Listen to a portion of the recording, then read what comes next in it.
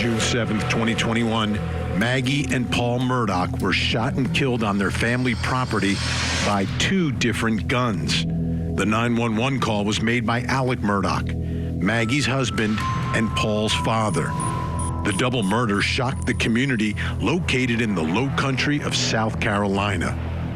Why would someone go after the Murdaugh family? Then, more shock when Alec Murdaugh once again called 911 to report a shooting. Only this time, he was the victim. Was someone targeting the entire family, or was something else happening? As the days passed, disturbing allegations began to surface connected to Alec. Allegations of fraud and financial crimes, swindling clients, and stealing from his law firm. Then, finally, Alec was accused of murdering Maggie and Paul. And now Court TV cameras are inside the courtroom for Alec's murder trial. And we are live from the Low Country with all the latest from day 2 of jury selection to find 12 people who will decide if Alec Murdaugh is a victim or a killer. I'm Vinny Politan. Thank you so much for joining us tonight here on Closing Arguments. And what a case we have, the first big one of 2023. This is really an unspeakable, unthinkable crime. A father taking two different guns, a rifle, and shooting his wife, who he raised a family with, and then taking a shotgun and blowing his son's face off. That's what he's accused of. That's what he's accused of. I mean, this is unthinkable that a father, a parent would do this to his own son, to his own legacy, and to the mother of his children. That's why this case is a challenge for prosecutors, a real challenge for prosecutors. And they've got to bring it. They absolutely have to bring it. They've got to bring the evidence to prove this, to convince a jury that a father would do this to his own family. You know, beyond a reasonable doubt is tough enough, but in this situation, there's an extra hill or mountain they've got to climb. Here's the problem. The jury doesn't necessarily see all the evidence. They don't see everything. They only see what is permitted by the rules of evidence and permitted by the judge who is interpreting those rules of evidence. You know, a lot of times you've got information and you've got things that you want to put in front of the jury. I'm a former prosecutor, that you're like, oh, if the jury hears this, they'll understand. But you've got to get that evidence in front of them. And you've got the defense team that is fighting tooth and nail to keep as much damaging information away from this jury as possible. And again, prosecutors and our system of justice is built that there are certain rules, and those pieces of evidence have to fit within the rules. And when they don't, the jury never knows about it. We may know about it, you may know about it, the attorneys may know about it, Alec Murdaugh may know about it, but the jury never will.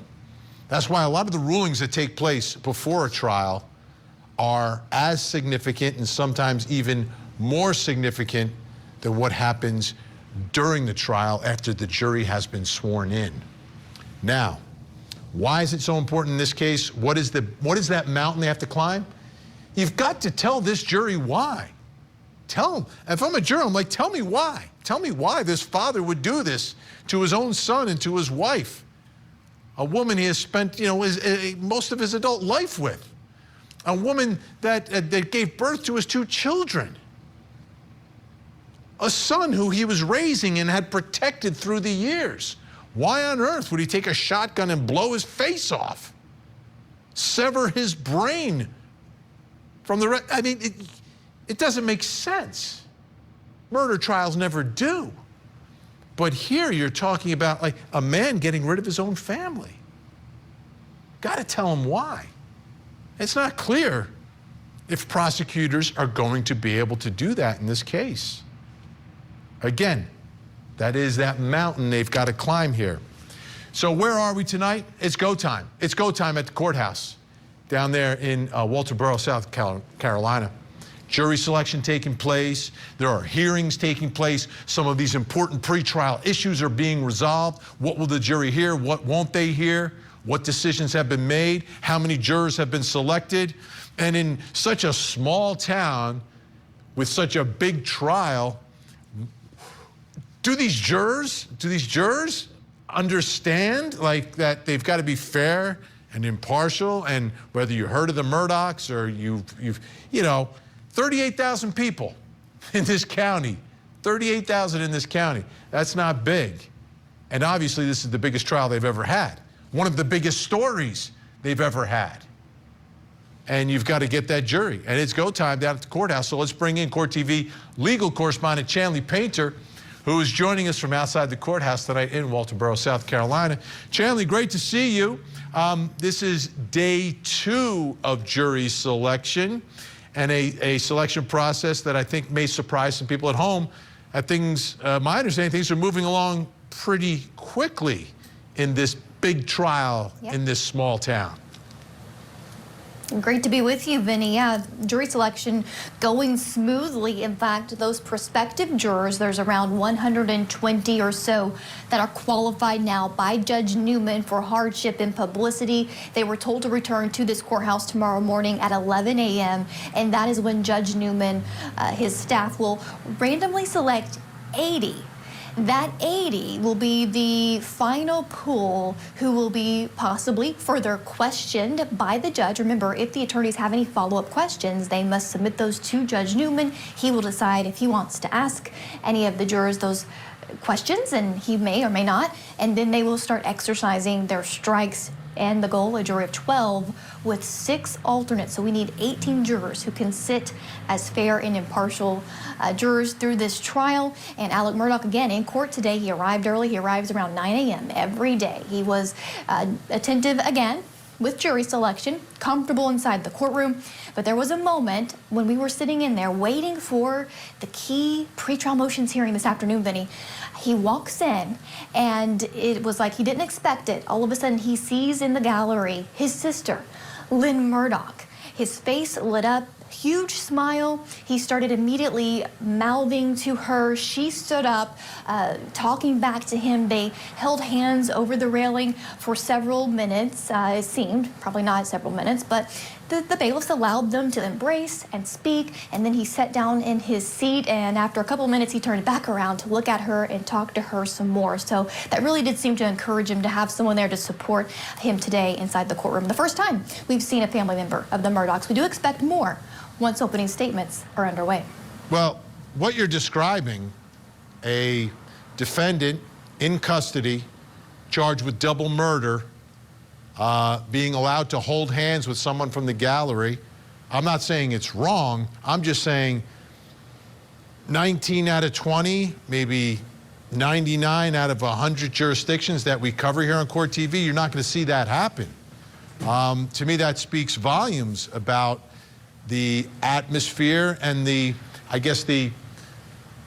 just the way people are down there in Walterboro, South Carolina, and Colton County, that I guess they're comfortable with that, because you don't see, I mean, have you seen that in all your travels for Court TV? No, I can't think of any case off the top of my head where a defendant, first of all, is unshackled in the courtroom. A lot of times they're shackled at the ankles or the wrist, especially if a jury's not in there, right? They're still in custody in some form. He's never shackled. A lot of times defendants ask, Vinny, we've seen them ask if they can. I remember in Judge Newman's case in Columbia, Nathaniel Rowland, he asked to speak and to touch and to talk to his family. That was denied then. So it's interesting that this is allowed to happen. He has 2 bailiffs that are assigned to him, and they sit on either side. They keep their eyes on him throughout the entire trial. So, but it is interesting to see, yeah.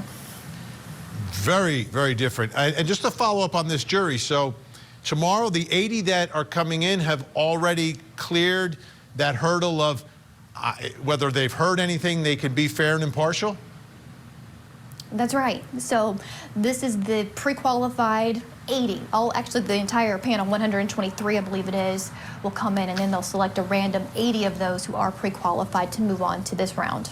That's moving fast. That's some swift justice inside that courtroom. Now, let's talk about some of the important hearings that are taking place, these pre-trial hearings that I mentioned off the top that oftentimes can impact the trial in a great way. Ballistics evidence. What happened today regarding the ballistics evidence?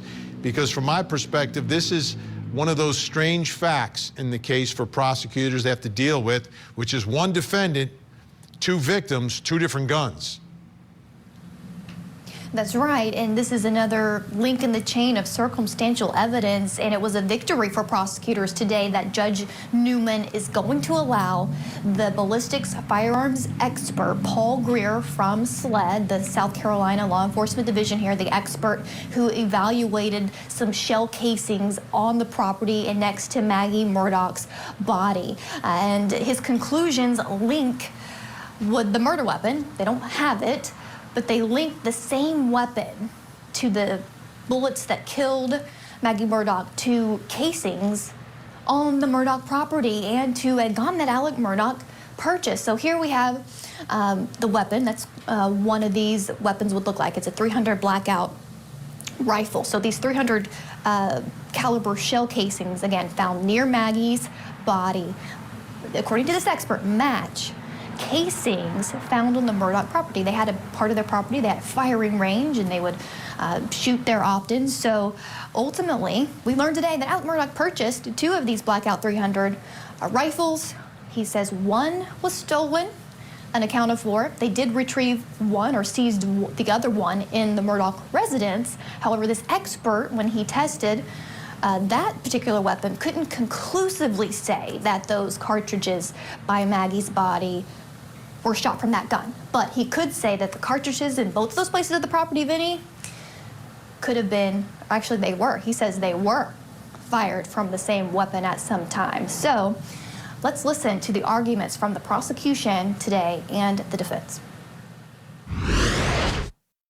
The cases found around the body of Maggie Murdaugh match, or at least match pursuant to the analysis of the firearms examiner, weathered cases that were found at other places on the Moselle property, and we believe substantial evidence shows that that they are from a .300 blackout AR-style rifle that was purchased by Alec Murdaugh and can no longer be accounted for. What's the basis for his opinion that they had to be fired from the same gun? What studies have been done to establish that like fingerprints, which is their theory, that only one .300 blackout made in the world would produce those markings in the era of mass production of extractors, ejectors, and so, you know, we were asking what's the basis of his opinion for that.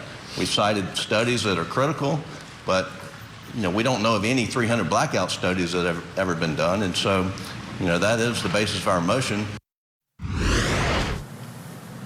So again, that expert in the judge agreed that his evidence and testimony, his science, reliable. That is in before this jury. Other motions taken up today, Vinny, about the blood spatter on that white T-shirt that we've talked about on your show, as well as the evidence of motive, the financial crimes. That is going to be taken up during the trial when the parties cross that bridge. Let's get back to the guns, because this is big. So trying to follow the bouncing ball here, right? So there's what this expert is saying, right? And he'll be cross-examined, and they'll probably have their own expert who may disagree. Seen that a million times in court. But he's saying that the casings that were found near Maggie's body match other casings from the property, but could not definitively connect them to the one blackout .300 that was found on the property. There's a second blackout .300 that Alec Murdaugh reported stolen. Yes. You passed the test. A+. You paid attention today. That's But now we know what exactly the defense is, though. The defense is the murder weapon is the one that was stolen. And that's the person you should be looking for, right, is the person who stole it. It's set up, I mean, wow, that's going to be interesting. And I just want to circle back to the motive evidence. The motive evidence, prosecutors don't know if it's coming in or not? They don't. So they can't mention it in their opening statements, Vinny, now, because the judge said ultimately that he has to hear evidence first. He has to hear testimony first before he can actually make a decision on whether or not this financial evidence, financials and fraud and other prior acts and wrongdoings, whether or not it even has a probative value that's relevant to this case that would outweigh any prejudice to Alec Murdaugh. So he said that he would only take it up outside the juror's presence at a particular time. But as you can imagine, this is a point of contention between especially Dick Cartpoulian and Creighton Waters, the prosecutor, every time we hear them bring this up in the courtroom. And today, tensions ran high. Let's watch.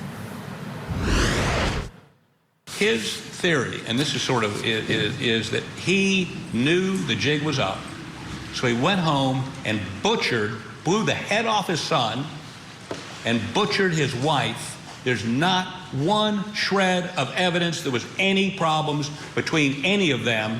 There's texts, pictures, people that were with him the previous weekend at a ball game, video from that day with Paul and he having a good time. There is no dispute anywhere that they were the perfect family in terms of their relationships. No divorce, no separated, no left him, no nothing.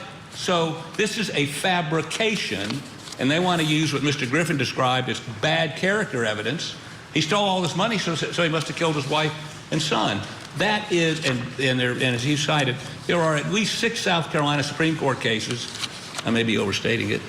How many? 4? 4. 4 South Carolina Supreme Court cases disallowing, and judges were reversed, disallowing this kind of evidence. Now, if they've got some evidence that Maggie was getting ready to turn them over to the feds, or Paul knew about it and was getting ready to talk about it, or he'd been threatened by them, certainly those cases say that's when that kind of stuff can come in, but not this theoretical, we ain't got a motive, we're going to make one up motive.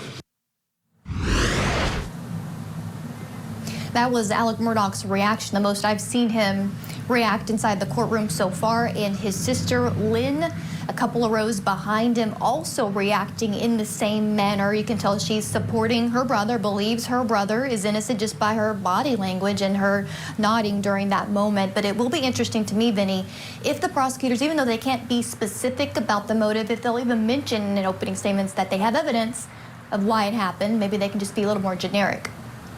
Yeah, I think they've got to be very careful, because if that evidence is excluded and they sort of mention it in just a little way, that is could be a problem if they get a conviction. Wow, this is huge, because in the opening statement where you tell the story like you did it as a prosecutor, like I did as a prosecutor, they're not going to be able to tell what they believe is the whole story to this jury.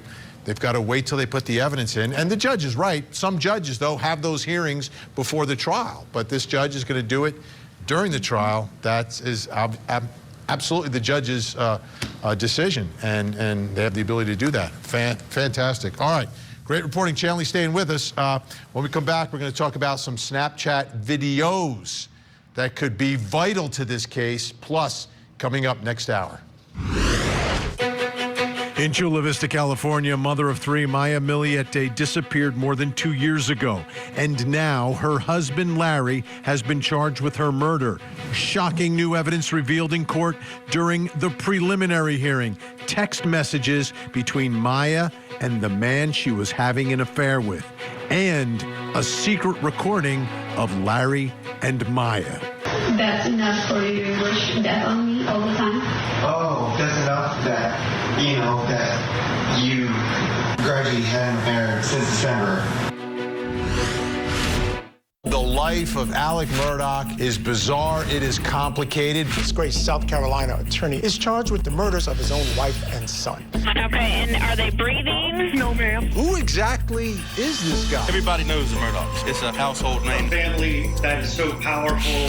Who knows where this thing is going to end? This case needs to be resolved. We need to put this behind us and move on. Murdaugh Family Murders. Live coverage weekday mornings, only on Court TV. Brand with real honey and elderberry.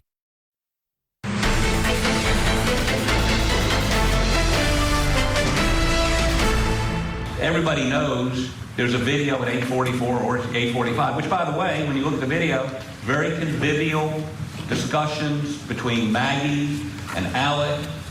Paul's having a good time. There's nothing to indicate within the next, and according to him, he just said 9:06 or whenever his car cranks up, that in the next 20 minutes he butchers his son and wife, executes both of them in a brutal way. There's Snapchat video. Significant. You know, at the time when all three are there, Alec Murdaugh, his wife Maggie, and his son Paul. This video exists. There's one at 8:44, and now we're hearing there is a second Snapchat video. Let me bring back in Court TV legal correspondent Chanley Painter. Chanley, what is this second video about? What do we know about it, and how significant do we think it may be here? I'm hoping we find out tomorrow afternoon in opening statements what this second video is about, because it was a Snapchat on Paul's phone sent to friends apparently at 7:56 p.m., about an hour before prosecutors say he was brutally murdered. And prosecutors filed a motion to compel the witness from Snapchat. It's a petition for certification of materiality of a witness. So here it says, the witness, Snapchat Inc., custodian of records, or Santa Monica, California, is material because in a search warrant return, Snapchat provided records belonging to one of the victims, Paul, in this case, Paul Murdaugh. Amongst other things critical to the case is a video sent out to several friends at approximately 7:56 p.m. on the night of the murders, Vinny. We don't know what video this is, but it apparently is important enough that prosecutors wanted to put this petition forth, which the judge granted. So we will be hearing from this custodian of records of Snapchat. Now, two videos from the night of the murder, incredibly large. And also another petition today connected to Google. What's going on there? Yeah, this one's a little bit more mysterious. This one is the same type of petition, but for Google location data. This says the witness, Google LLC, custodian records, Mountain View, California, is a material witness because Google responded to a search warrant with records indicating no devices with Google location data being stored by Google were present at the time of the double murder. Not sure what this means, Vinny, but that is very interesting that none of the cell phones, so that would be Paul's, Maggie's, Alex allegedly, were with Google location data. None of those devices were storing their location or pinging their location, I guess, maybe that's what it means, I don't know. But at the time of the murder. So this is also important to the prosecution where they're going to have this as part of their case as well. Yeah, that one's got me scratching my head a little bit, but we'll see. I mean, that's what evidence is for. That's what the opening statement is for, and arguments to try to put these things together. All right, Chanley Painter, she'll be joining us again at the top of the hour. Let's bring in some guests. Joining me tonight in Columbia, South Carolina, criminal defense attorney Lori Murray, and also in Columbia, South Carolina, Gloria Satterfield's estate attorney, legal partner at Bland Richter LLP, Eric Bland, back with us. Great to see you both again. Lori, what do you think about these two videos now, this second video? What story could they possibly tell? How vital is this? Prosecutors want it. I'm completely baffled by the second video that we're talking about. I haven't heard anything about it, and I'm amazed that we haven't heard from the friends of Paul Murdaugh that released this Snapchat video. I mean, this is one of those bombs that has been dropped. So I'm completely baffled. I have no idea what it means. unless it's another video that places Alec at the scene and a kind of conversation, maybe it's not a convivial conversation in the background. All right, Lori, we're having a little bit of trouble with your audio. We're gonna get that fixed. But Eric, what are your thoughts also about? Great to see you. About 2 Snapchat videos the night of the murder. All 3 people that are supposedly involved in all this, according to prosecutors. How important are they? I think they're important. Obviously, the defense is going to say that this shows that this is a normal family interacting with each other, no stress, no discord. This is a son just sending out videos. It's going to have Alex's voice on it. From what I understand, it's not as happy and convivial as Dick indicated in court today, Dick Harpootlian. So we'll have to wait and see. Regarding Google, it's probably on the location of the phones, and maybe at the time of the murder there was no movement on the phones, and all 3 phones showed that they were at the same location, which could be at near where the dog kennels are. I want to backtrack a little bit, Vinny. The government, the state has obviously made some unforced errors with what they did with the blood evidence, and that they made a motion in limine, which is a motion to exclude evidence, but they asked the judge to let them get into the motive, and Judge Newman said, no, I'd rather wait and hear testimony. So he limited what they're going to say in their opening statement. I think it may turn out to be a benefit, because sometimes lawyers overpromise in their opening statement, and defense lawyers use it against the solicitor or a prosecutor in the closing argument and say, he promised this, this, and this. And then if there's some evidentiary rulings which prevent you to get into that, it's used against you and could create reasonable doubt. I think this is going to let the prosecutor dispel the notion that Dick has been trying to sell, that they've only been focused on Alex, and it was Alex from the start. I think what the prosecutor should talk about is, this was not a rush to judgment. We took our time in deciding to make these charges against Alex Murdaugh. We gave him every benefit of the doubt, but every turn we took, it only kept pointing back to Alex. And if he just talks about motive in a general sense, that we believe we're going to be able to show you motive that existed around the time of the murder, even though it's not a requirement under the charge of murder in our state.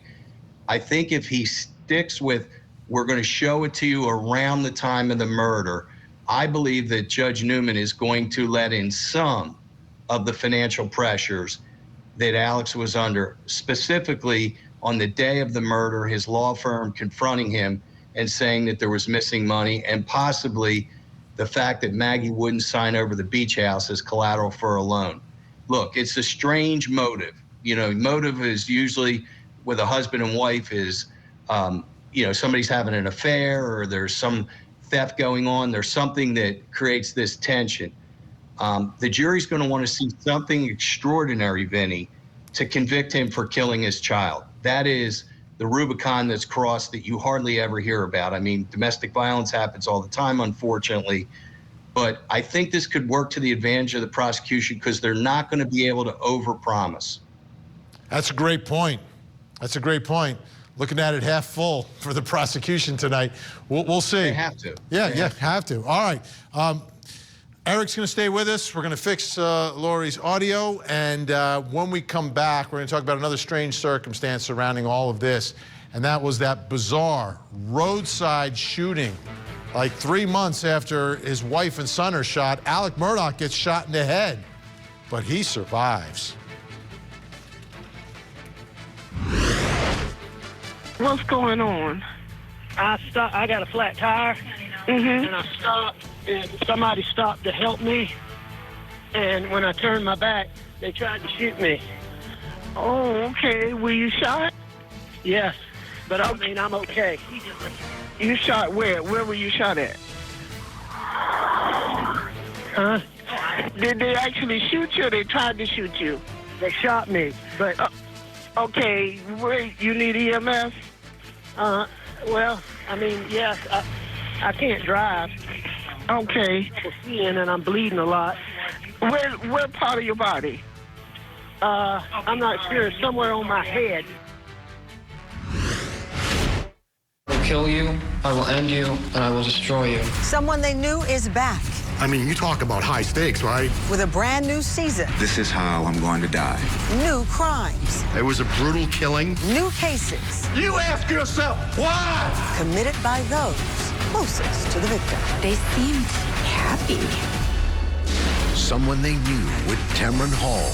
New season premieres February 19th. Only on Court TV. Safely be you.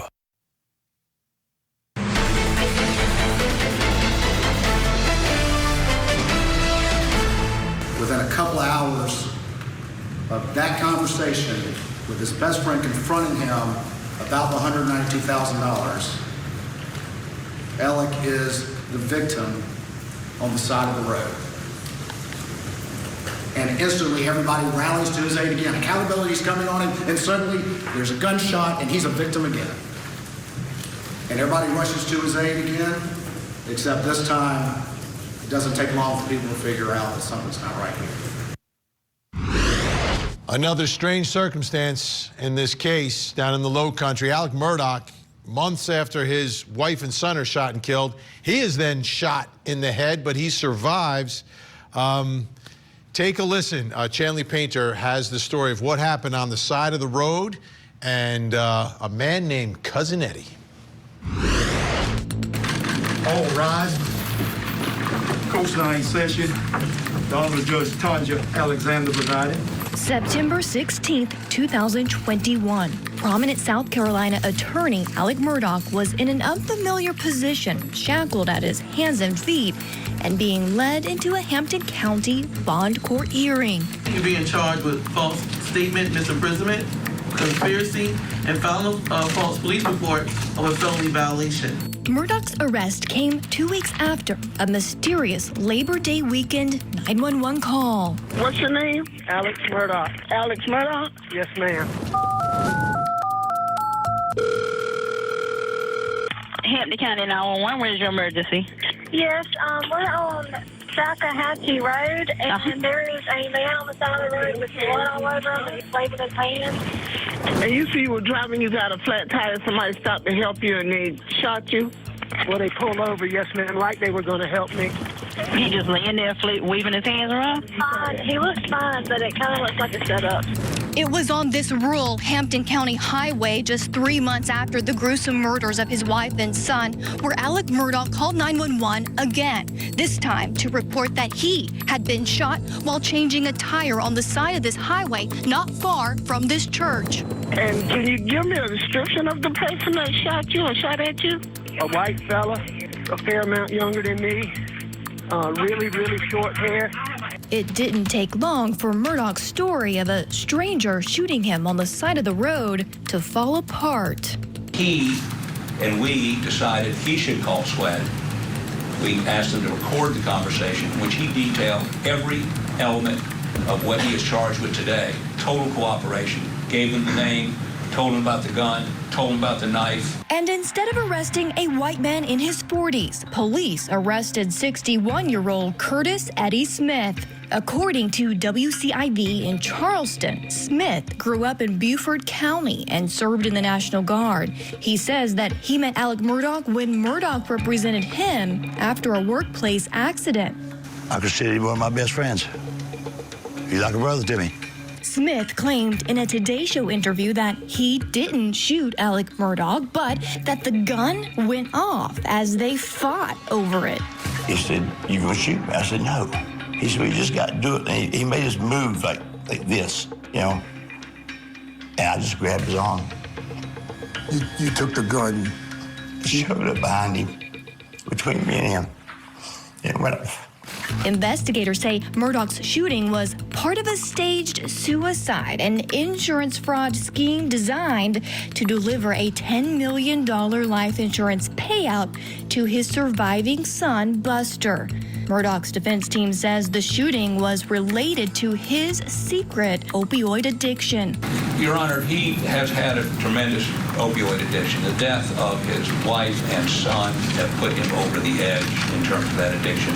And that is why one of the major reasons he's considering having himself killed. As investigators dug deeper into the Roadside shooting case, they say the links between Murdaugh and Smith grew stronger.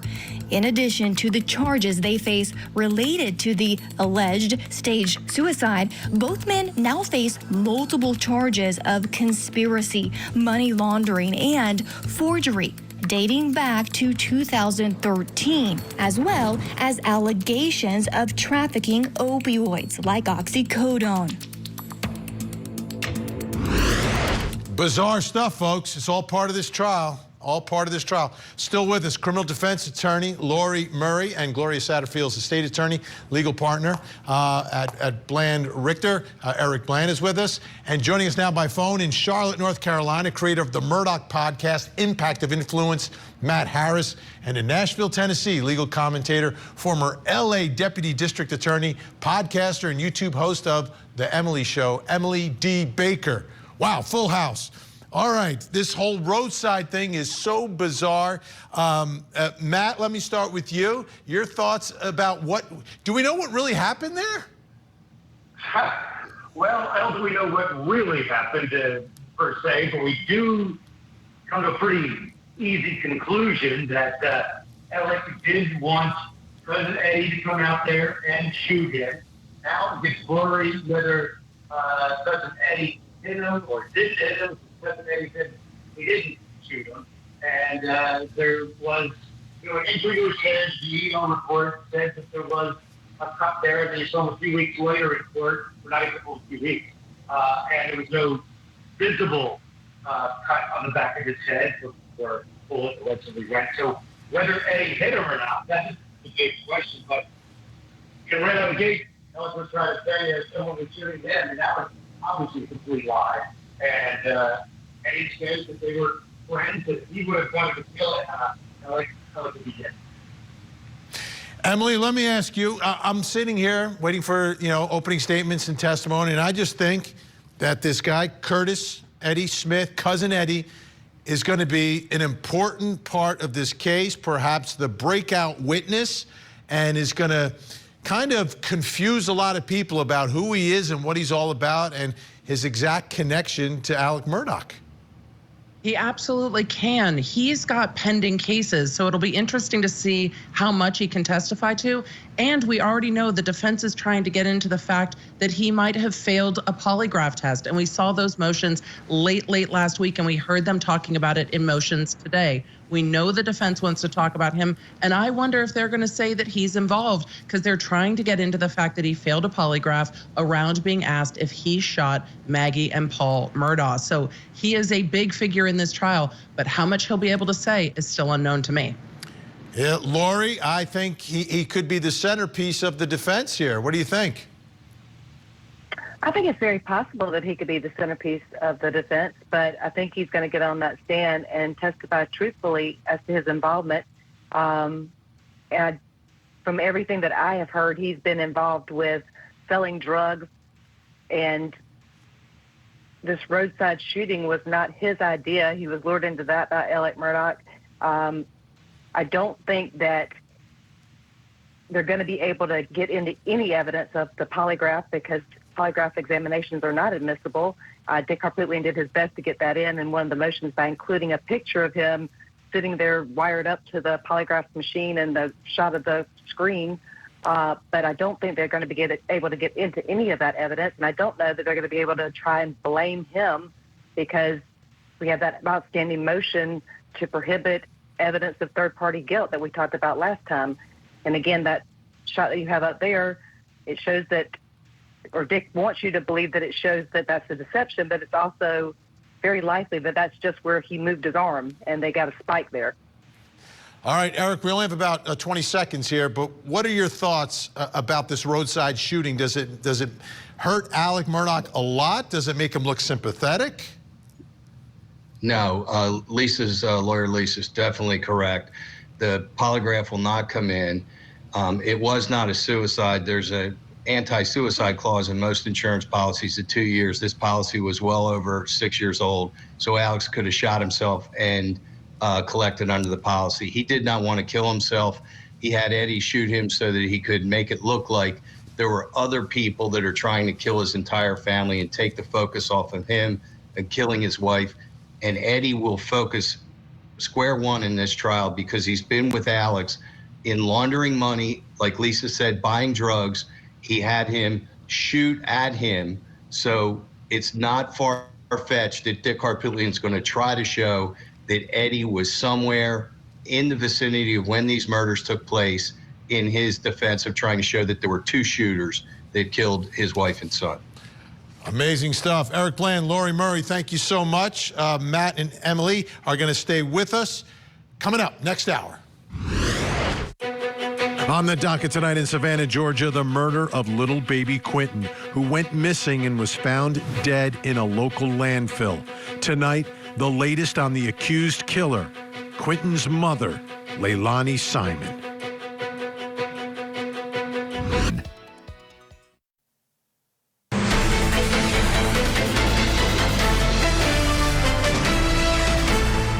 It's 4147 Moselle Road. I've been up to it now. It's bad. Okay. Oh. Okay, and are they breathing? No, ma'am. Okay, and you said it's your wife and your son? My wife and my son. Are they in a vehicle? No, ma'am. They're on the ground out at my kennels. That's the 911 call from the scene of the double murder. Now, Alec Murdaugh has, put in a notice of alibi, put it up on the screen. I'm going to give you sort of the summary of this. Is he's saying he's at the property from about 8:30 to about 9, then leaves to go visit his mother. While he's driving, he's making a bunch of phone calls, and then he's driving back. So we've got his combined witness list, and we've got the witness list and how he may attempt to prove this alibi. And we're going to go through it with our podcasters, Matt Harris and Emily D. Baker, who are still with us. Buster Murdaugh is on the list. So, Matt, how important is this? And he's talking to Buster during that night? We don't think he talked to Buster that night with a phone call. I think he could have talked that night, but not on the route from Moselle to his mother's house that he allegedly made. Buster's not going to talk to that night. We're going to talk to him that day. The other three family members got together for dinner. So that would be interesting if he has a take on why Maggie went to Moselle, because she was ahead of so it's like over an hour away. He might have Matt, I got to jump in, Matt. Our signal to Matt is a little. I can't understand everything he's saying, so it's a little bit difficult. So let's. And I don't think Matt can hear me either. We could bring the volume down on that. All right. Sorry, Matt Harris. We have a little problem with your phone signal tonight. Emily D. Baker. Let's talk about John Marvin Murdaugh. Defense list only. This is Alex's brother. How significant do you think he is? Is he going to help with the alibi? I think the entire witness list is there to help with the alibi, but he's going to say he was on the phone. But again, we talked about this last time. I want to see where his phone's pinging and where the GPS of his phone says he is when he's on these phone calls, because people being on the phone with him isn't really helpful unless we know where those calls are coming from. But yes, the defense is going to say that there weren't problems with the family. And we heard that in arguments today. The defense attorney saying this is a perfect family and there's no reason, there was no discourse. And I think he's bringing family members in to say too, they weren't getting divorced. There was no issue with him and his son. There's no reason for him to do this. It'll be interesting to see though, where are those calls coming from? That is so important and such a great point. I want to go through a couple more folks who are on this list. Liz Murdaugh is on the list, defense list. This is Alex's sister-in-law. Allegedly or apparently called her on the way to go visit his mother, and that 9 o'clock to about 9:20 drive. Chris Wilson is on both lists, but this is someone who's significant in the controversy surrounding what's happening at his law firm. You've also got Claude C.B. Rowe, who's on the prosecution or both lists, is the groundskeeper. This is another big one. Emily, we only have about 15 seconds here. Do we know anything about this groundskeeper? We know that there's been some allegations from Curtis Edward Smith that the wife and the groundskeeper might have had some interactions, and that was in the last defense motion. So I'm very interested to see this on the list, and I have questions about what this testimony is going to bring. Absolutely. Emily D. Baker from The Emily Show on YouTube. Matt Harris, Murdaugh Podcast, Impact of Influence. Thank you both so much. We'll be speaking throughout this entire case. All right, when we come back, we're going to go back live. Chanley Painter is at the courthouse in Walterboro, South Carolina. We'll be there. I'll be there next week, but I'll be right back after this. Emergency.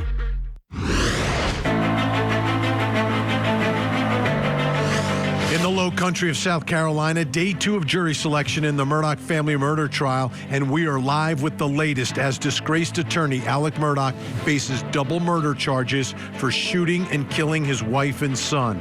What evidence is in and what evidence will the jury not hear? Tonight, the latest from the low country. He had been stealing for over a decade, 99 counts to date, and facing essentially life without parole on these particular financial accounts, and that's the significance of what he was trying to prevent from being exposed.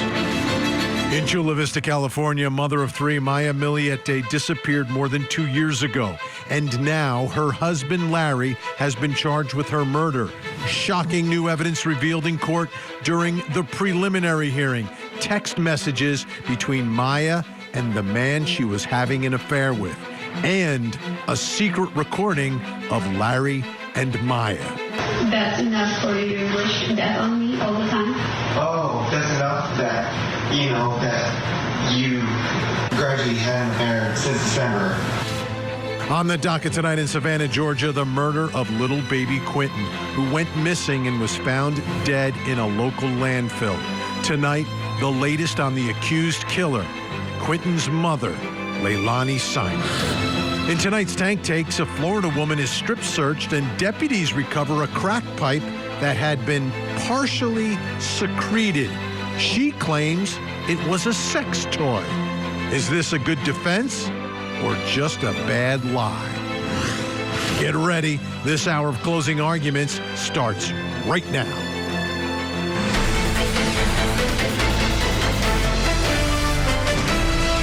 I'm Vinny Politan. This is Closing Arguments, and I have a question for you tonight.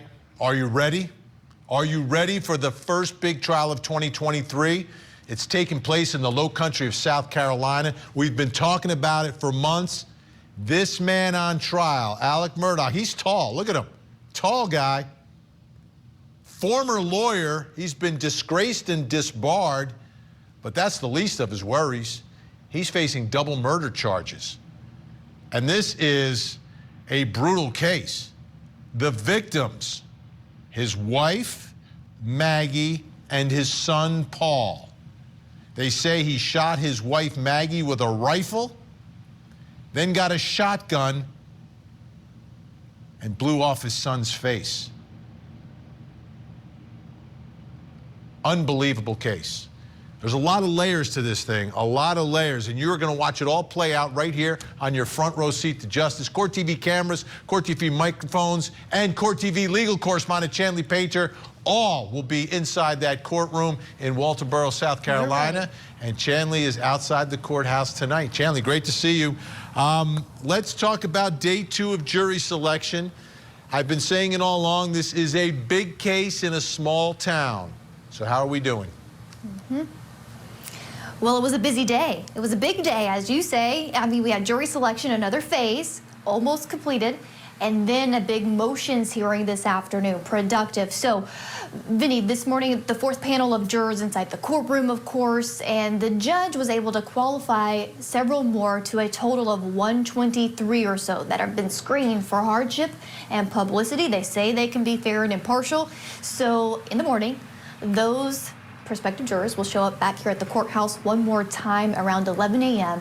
The judge will cool the pool down to 80. That's when attorneys can submit questions for the judge to ask if they want or start exercising those strikes. We'll have a jury of 12 with 6 some point tomorrow before possibly opening statements. So it'll be a big day tomorrow. But today, of course, Alec Murdaugh showing up, seeming so comfortable inside the courtroom. But there was a moment we were sitting in the courtroom waiting for the motions hearing to start. We were waiting on Alec Murdaugh to be brought up and for the parties to finish discussions. And he walked in his usual way, but when he looked up, he noticed his sister sitting in the gallery, the first member of the Murdaugh family to be inside the courtroom. Lynn is her name. He started immediately smiling big and mouthing to her. He held out his arm to her.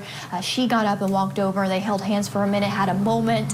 Even after he sat back down at counsel table, he would turn around and look and mouth towards her. It seemed to mean a lot that she was there in support, and she is there in support of her brother, Vinny. You know, in some courtrooms, defendants aren't even allowed to turn around and acknowledge the gallery. They're not permitted to do that. And here, it went a step beyond it. Obviously, there's no jury in the room, but still a very human moment that was permitted by the court and the bailiffs and the deputies and everybody else. It's fascinating to watch the way justice is administered in different courtrooms, different jurisdictions around the country, because it's different in different places, and it's going to be much different in this small town. Motion hearing today, a lot of issues, and sometimes these pretrial motions can impact the trial in an enormous way and completely change what either side's case could be about. So what was on the agenda today? There were a lot of key motions on the agenda, Vinny, but not a lot of decisions being made just yet. Here's a look. The biggest decision and a win for prosecutors is that the judge denied a defense motion to keep out the state's ballistic expert who talks about a Blackout 300 rifle and shell casings. Shell casings found on the property that match shell casings by Maggie's body. We'll get into that a little bit later. But also, other key motions taken up. The judge decided to defer his ruling. One of those regarding the blood spatter experts offered by the state, and another the state's motion in limine to introduce those dozens of financial crimes they allege to be the motive for why Alec Murdaugh would want to murder his wife and son, to buy him some more time, to get his affairs in line. And it has been a point of contention between these attorneys and defense fighting hard to keep out any of that evidence. They say it'll just make their client look bad, and that's what the state wants to do. But here's Dick Harpootlian, his lead attorney, in his own words today about why that motive evidence should stay out. His theory, and this is sort of, is that he knew the jig was up, so he went home and blew the head off his son and butchered his wife. There's not one shred of evidence there was any problems between any of them. There's texts, pictures, people that were with him the previous weekend at a ball game, video from that day with Paul and he having a good time. There is no dispute anywhere that they were the perfect family in terms of their relationships. No divorce, no separated, no left him, no nothing. So this is a fabrication, and they want to use what Mr. Griffin described as bad character evidence. He stole all this money, so he must have killed his wife and son. That is, and as he cited, there are at least 6 South Carolina Supreme Court cases. I may be overstating it. How many? 4? 4. 4 South Carolina Supreme Court cases disallowing, and judges were reversed, disallowing this kind of evidence. Now, if they've got some evidence that Maggie was getting ready to turn them over to the feds, or Paul knew about it, was getting ready to talk about it, or he'd been threatened by them, certainly those cases say that's when that kind of stuff can come in, but not this theoretical, we ain't got a motive, we're going to make one up motive. Ultimately, the looks like we lost our connection to Chandler. You might have a little bit of weather down there in South Carolina tonight. Have some trouble with some of our guests. Anyway, the big ruling today by the judge is that all this alleged motive evidence, the evidence of the financial crimes, the fraud, and the day of reckoning, and that being the reason why he blew off his son's face and shot and killed his wife, not allowed to mention that in their opening statement, prosecutors. The judge is going to make the decision on whether or not that evidence can come in during the trial. First, he wants to see, he wants to hear what it is, and he'll make his decision during the course of the trial. So prosecutors are not going to be able to tell the entire story to the jury. They're not going to be able to tell this jury why they believe he brutally executed his wife, the mother of his children, and his son. It's a big deal. It's a big, big deal. Let's bring in our think tank tonight, see what they think about it. Joining us tonight in Atlanta, Georgia, criminal defense attorney, former federal prosecutor, and law professor at Texas Southern University, Michael Sterling is with us. In Seattle, Washington, trial attorney, author of the book Justice in the Age of Judgment, from Amanda Knox to Kyle Rittenhouse and the battle for due process in the digital age. Ann Bremner's with us. And in West Palm Beach, Florida, former police lieutenant, trial attorney, Rick King. All right, great to see everyone. Michael Sterling, you're a former federal prosecutor like me. Do you think it's a problem that you've got a case where you're accusing a man of executing his wife, the mother of his 2 children, and one of his children with a shotgun in the face, and you're not going to be able to tell this jury why in your opening statement? No, I don't think, Vinny, that's a big deal. If they put up the appropriate proffer of proof and are able to, make introduce the correct evidence that makes this information relevant, reliable, admissible in trial, then they'll obviously be able to mention it during the trial and at closing argument. The jury's going to hear that opening statements obviously are not argument, they're not evidence. There's nothing you can really gain from them other than to give a preview of the case. But cases change all the time in the course of what you anticipated hearing and what you will actually hear. Witnesses can be unpredictable, things can change, but as long as they're able, if ultimately, and the defense made a really good argument, I believe, I think that's the correct ruling, but if they're able to put up the correct offer of proof in order to get this information admitted into evidence, it comes into evidence. I don't think it will have a significant impact on the prosecution's case just being disallowed to mention it in opening statements. I think it's the appropriate remedy, at least for now, while the judge considers how he's going to rule on the evidence. Yeah, and I'm concerned because this is not a case with the overwhelming forensics necessarily. We'll see. Right. There's been a gag order, so we only know what's been put in some motion papers, etc.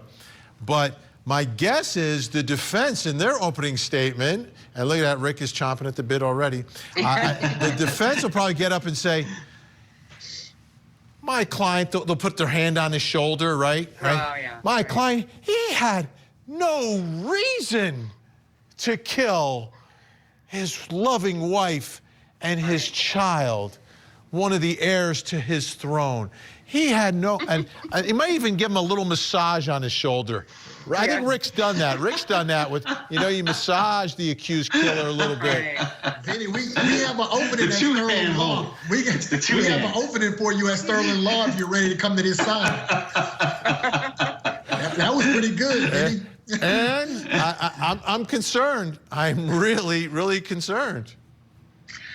Well, yeah, and actually, thanks for talking about my book, because what I cite in there is like, there's not evidence for this, but we have that basic notion as trial lawyers that 80% of jurors make up their minds in opening statements, and they never change their minds. So they filter all the evidence through what they heard in the opening statement. So where does that leave the prosecution?